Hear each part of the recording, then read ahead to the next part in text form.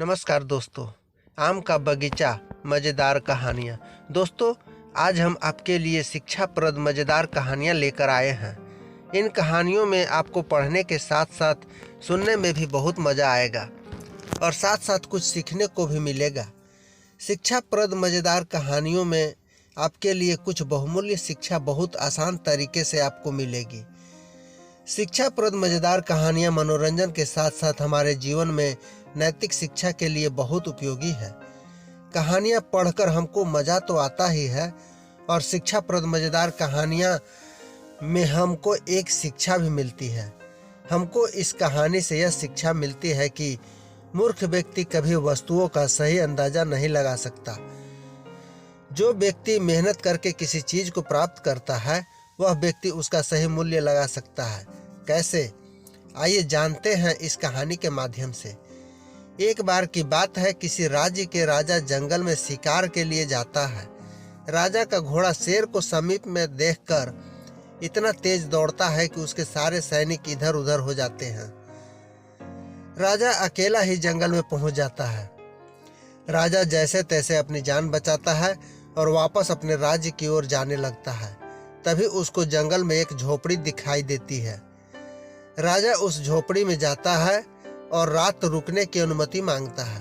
राजा को देखकर उस झोपड़ी में रहने वाला व्यक्ति राजा का जितना हो सकता है आदर सत्कार करता है और कहता है, महाराज, मैं एक गरीब आदमी हूँ, मैं बस आपकी इतनी ही सेवा कर सकता हूँ।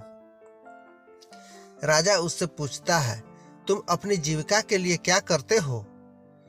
वह व्यक्ति राजा से कहता है, मैं जंगल की लकड़ी जलाकर उसका कोयला बेचता हूँ।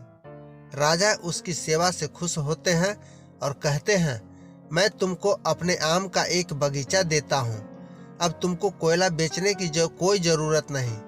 दूसरे दिन जब राजा दरबार पहुँच जाते हैं तो उस व्यक्ति को एक आम का बड़ा बगीचा देते हैं और भूल जाते हैं। जब बहुत दिन हो जाते हैं तब राजा को अपने आम के बगीचे की याद आती है और वह उस बगीचे को अचानक देखने पहुँच जाते हैं। जब वह बगीचे में पहुंचते हैं तो बगीचा देखकर चौंक जाते हैं। वह उस व्यक्ति को बुलाते हैं और कहते हैं, यहाँ के सारे आम कहाँ गए? यहाँ पर बस इतने कम पेड़ क्यों बचे हैं?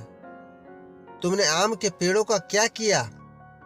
वह राजा से कहता है, महाराज, मैंने आम के पेड़ जलाकर उनका कोयला शहर में बेच दिया। अब तो यहाँ पर थोड़े ही पेड़ बचे हैं। महाराज को उस व्यक्ति की बातों पर बहुत गुस्सा आता है और फिर वह उसको समझाते हुए, अरे मूर्ख, आम के पेड़ जलाकर नहीं बेचना था, इसमें लगे फल जाकर बाजार में बेचना था।